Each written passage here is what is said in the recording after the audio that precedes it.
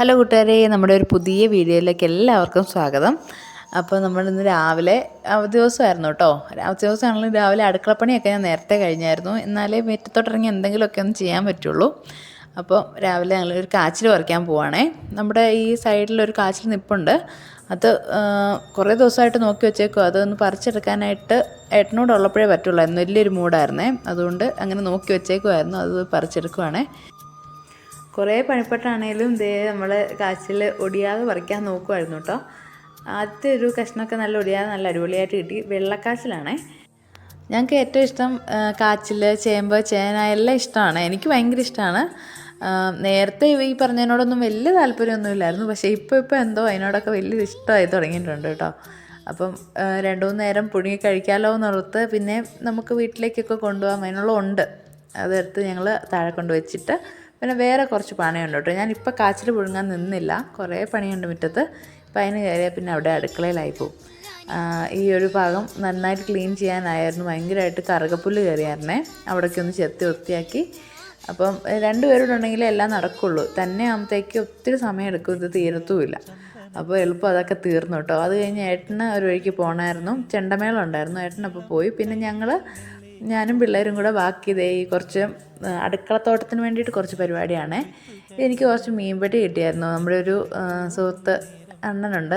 അണ്ണൻ കുറേ മീൻപെട്ടി തന്നായിരുന്നു കേട്ടോ, ആസി അണ്ണൻ. അപ്പോൾ ഞാനത് അടുക്കളത്തോട്ടത്തിൽ കുറേ നമുക്ക് പച്ചക്കറി നടാലോ, നിറച്ചാലെന്ന് ഓർത്ത് അങ്ങനെ കൊണ്ട് വെക്കുവാണ്. ലെവലില്ലാത്തതൊക്കെ ഒന്ന് ലെവലാക്കിയിട്ട് ഈ പെട്ടിയൊന്ന് അടുക്കി വെക്കുവാണ്. നമ്മുടെ ബാക്ക് സൈഡിലാണ് വെക്കുന്നത്. അടുക്കള സൈഡിൽ അടുക്കളയിൽ നിന്ന് ഇറങ്ങിയ ഉടനെ നമുക്ക് പറിക്കണം. അതിന് വേണ്ടിയിട്ടാണ്.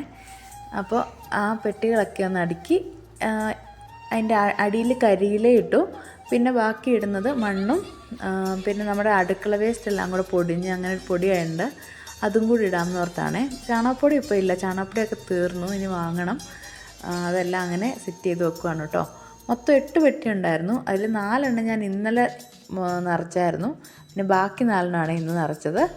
അപ്പം മണ്ണും നിറച്ച് ഈ അടുക്കള വേസ്റ്റിൻ്റെ പൊടിയായതും അതെല്ലാം കൂടെ നിറച്ച് മിക്സ് ചെയ്ത് വെച്ചിട്ടുണ്ട്.